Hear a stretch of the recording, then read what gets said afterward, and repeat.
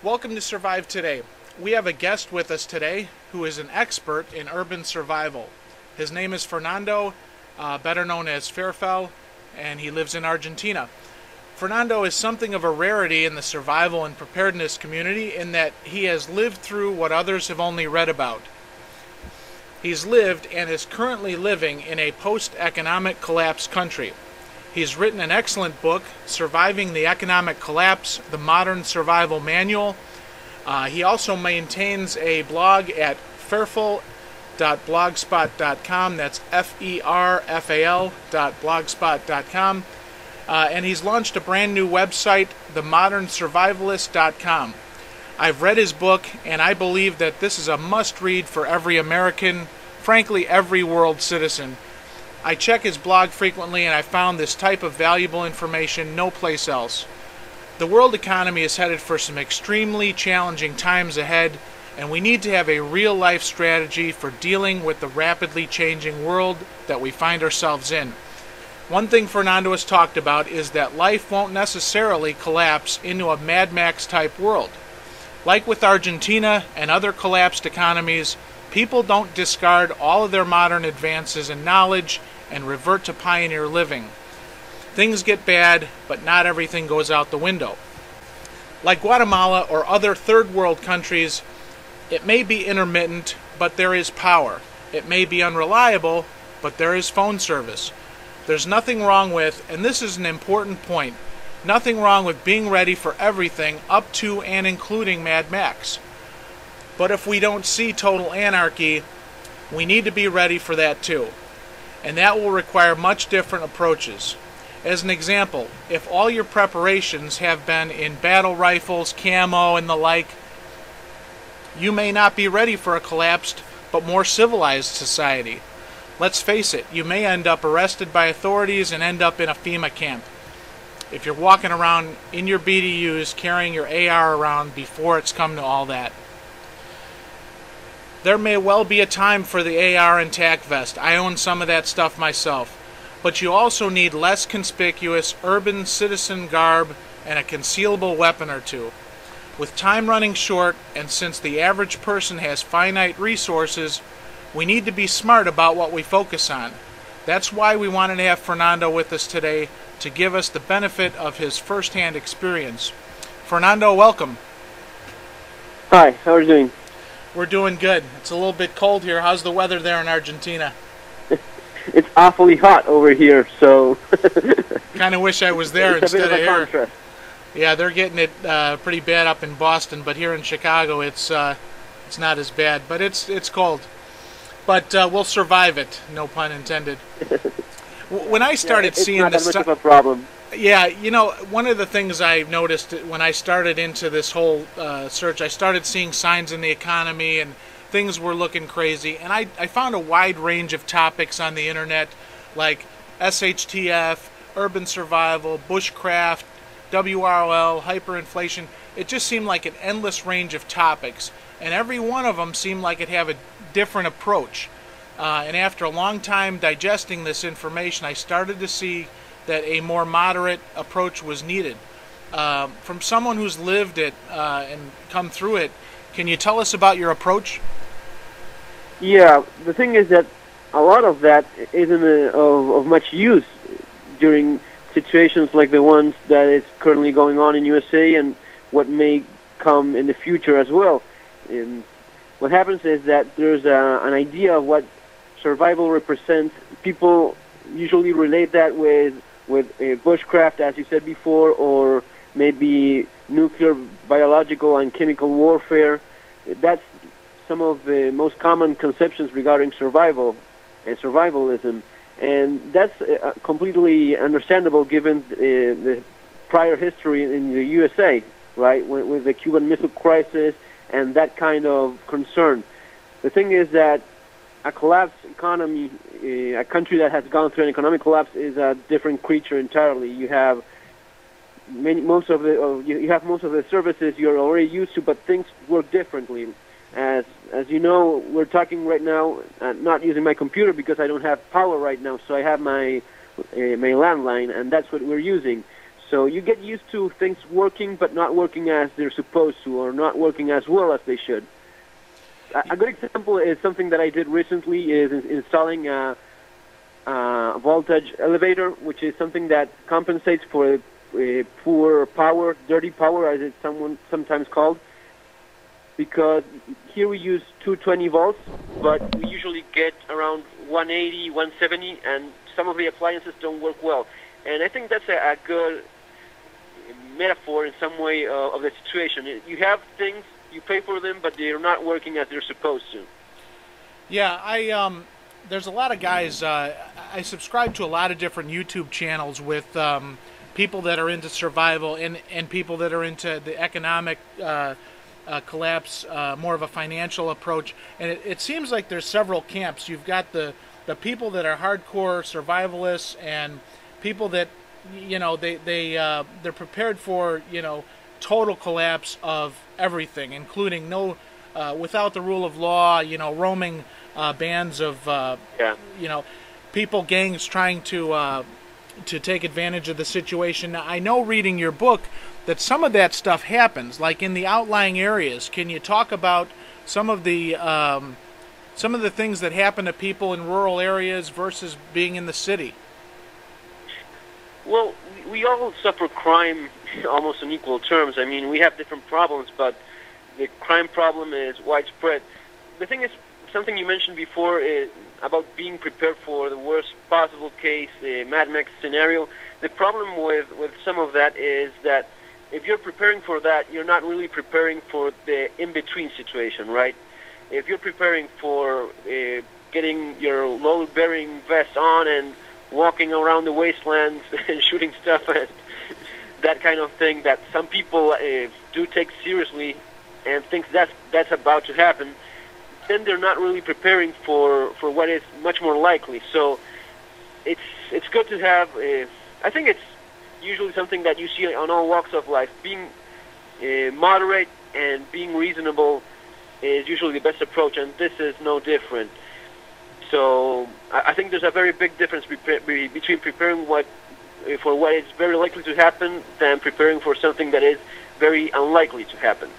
Yeah, I see your point, and after reading your book, I really, that point really became clear because, you know, for instance, if society has broken down to a degree, but there's still law enforcement, you don't want to be the guy they scoop up and confiscate your guns and your gear and all this because you're out there a little bit over reacting to the situation. And it's funny because I got to admit, you know, I grew up on John Wayne movies, and maybe the Mad Max stuff was interesting. I very much like those movies, but we got to think real world. And I think the problem is for us in America that we've had it good for so long that we don't really have any reference point.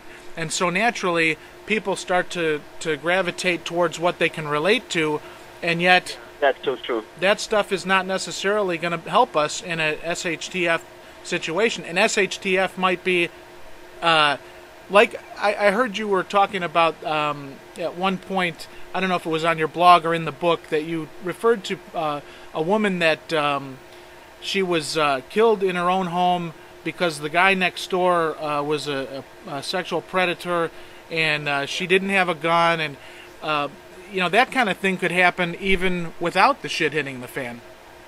Yeah, of course. In a violent society, all those things happen. And another good point regarding all this is the idea that things should be fair. You know, people will usually tell you, "Hey, Fernando, you're walking around a city that is a mess, that people get shot on the streets, yet you cannot walk around with your rifle." And no, you cannot. So no one said it's going to be fair. You know what I mean? No one said you would be doing what you want to be, what you want, or what you fantasize about doing. It's simply the way it is. You're not allowed to go around with your gun shooting bad guys, but you still have to protect yourself from them. So that woman, in that case, is a good example. She was living next to as you said, a sexual pervert, and one of her phrases that a friend of hers remember is that she said that this guy would get to her daughter over her dead body. And the following day, that was exactly what happened. He jumped through the backyard, killed her, raped her, killed her, and then raped the daughter and left her for dead. And she survived. But, you know, it's ironic in some ways how you think, well, he's gonna get to me through. He's gonna get through to my daughters through my over my dead body. And what if that's exactly what happens? Isn't it better to be prepared for that and be the dead guy, the bad guy, the one that ends up dead? Yeah, I agree with you 100% on that. And I think it's interesting because in some sense, obviously, we would not want to wish for Mad Max. Everyone, I think if they were reasonable, they'd realize after a while it's a great movie to watch, it's a great escape, but you'd never really want that to happen. And I know there's a lot of people out there that say they want it to happen, but you put them in that situation, they'll be... They won't because they have no idea what it's like. Right, and they'd be begging for... What it's like to live.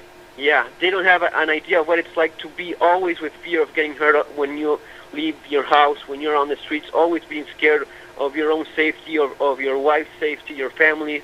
They don't know what it's like to live that way. So it's easy to say lots of things. It's different to go through them, you know? Yeah, and you know, the same thing kind of goes for guys in the military. I knew a guy that was in Iraq, and he was in Fallujah. And before this, I used to work the door at a nightclub with this guy, and he's just the tough as nails kind of guy. And he was describing some things that happened over there where he was just, you know, beside himself. He was actually crying in fear because the fear was so palpable. And when I heard that, it was just instant perspective, because you hear guys, they're like, oh, I wish I could go over there and kick ass and all this, but they don't know what they're wishing for. And I think in looking at different YouTube channels and some of the survivalists, quote-unquote, preppers or whatever that you see, a lot of the guys that have ex-military, they're way more reasonable, because like you, they've been there, they're not glorifying it, they don't want it to happen, and they're prepared, but God forbid, you know? You know, the thing is, many of the guys in the military, they know exactly what it's like to go through those situations, and they also understand one important point, that they see what's happening to the civilians over there, and they know what they want, and they don't want their families to go through that. It's one thing to be yourself and the army being there, but your family being safe at home. They sure as hell don't want their families going through that. Yeah, absolutely. You know, when you were talking a minute ago, another thing came to mind that, you know, in one sense, if it was Mad Max, and obviously we wouldn't want that, we want to prepare as best we can for anything, but one of the things is, it's not just the gangs that you're worried about. You actually have to worry about the government, in that, you know, outside of the fact that the government oversteps its bounds and is capable of doing some very oppressive things, you got to kind of watch out, because the legal system is still in place. Yeah. Was there any... It's not fair. They are out there to get whatever they can from you. You have to protect yourself from the criminals. You have to protect yourself from people that are in many ways like you, because they try to take advantage of you when it comes to business. We are very used to the kind of thing that doesn't happen as much in USA, because people tend to be a bit more fair when it comes to many of the business deals.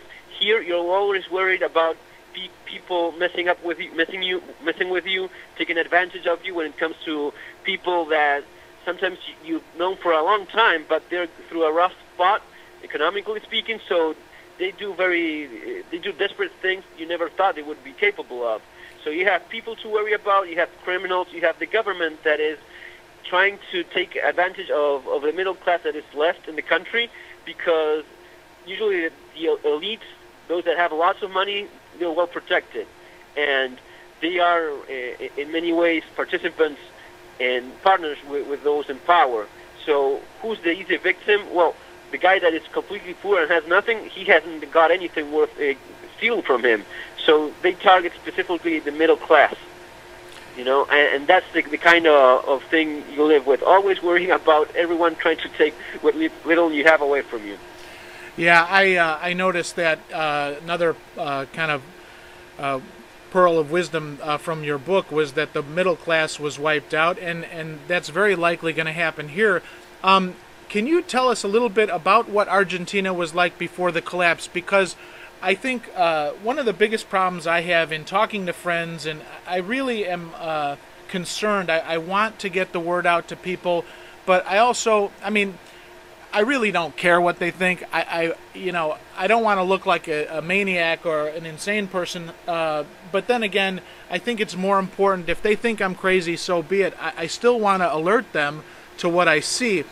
I think it's hard for people to take that step. There's this thing called normalcy bias, where people they don't want to think of anything except what they're already experiencing. Maybe if you explain a little bit about what Argentina was like prior to the collapse. What a wonderful country it was, and I'm sure still is. Maybe people could relate to that a little bit better. Well, especially something that people had a hard time understanding is the life standard our middle class had. We used to have a middle class that was, I mean, sincerely, we were better off than the ones in USA. People here would travel to USA, buy lots of stuff. I mean, the limit for buying stuff in USA for Argentine middle class during the 90s was how much you could carry. So you went over there. You made more money here working as middle class than working in USA. So why would people want to move over there? You went to America and to Europe on holidays, but not for living, because they were paid very little in comparison to what you were earning here. So it was surprising to see how the Americans look at you, because they saw you were speaking Spanish. You were like an odd creature, that you had lots of money in comparison to what they were used to. Maybe more of the illegal south of the border alien that is a bit more poor, you know. But they were pretty surprised, especially when you went through customs. They look at you as if not being able to put things together.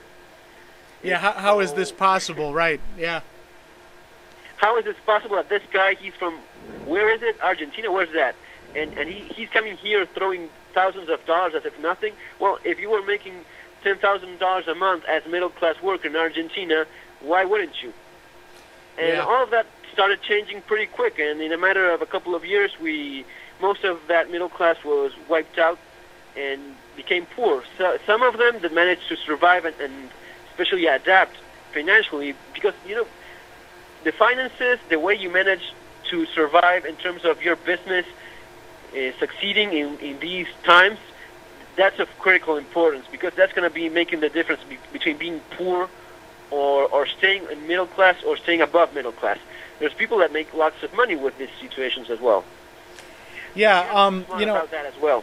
Yeah, I noticed too that I think it was your grandfather saw the handwriting on the wall, so to speak, and he made some crucial decisions around his money that may have seemed drastic to others at the time, but that he made some decisions, and he bought a couple apartments, right? Yeah, with what money he had left, he had a company, a carpentry company that was pretty successful, pretty big, and he bought 3 or 4 apartments, and that's what they ended up living after retirement. Remember that here in Argentina, they took away our retirement funds. Our retirement accounts, they made them state-owned. I think it was last year or the year before that. So they stole our retirements, basically speaking. Now, I know, you know, when I was reading your book, I kind of pictured this scene, your grandfather walking down the streets in Buenos Aires and looking for these apartments. So he went to the bank, withdrew, and the collapse actually occurred because the peso was devalued, and he got dollars, right? Well, before the banks closed, you just went and got dollars. I actually got what little dollars I had a day or two before the banks closed. I didn't have much money, but it's surprising that timing sometimes is everything. Timing, a day too late, it may be fatal for you. I know people that lost hundreds of thousands of dollars because of this, and people that got a loan and bought maybe heavy industrial machinery just before this happened, and they ended up having the machinery that was worth hundreds of thousands of dollars and paying back in pesos, because the debt was made into pesos again. So they ended up making money. Sometimes the people that you think, well, being in debt isn't good, it's actually about timing as well. I mean, I wouldn't recommend anyone getting into debt right now, but some people that got the money and bought a product that kept its value after the collapse, those ended up doing pretty well.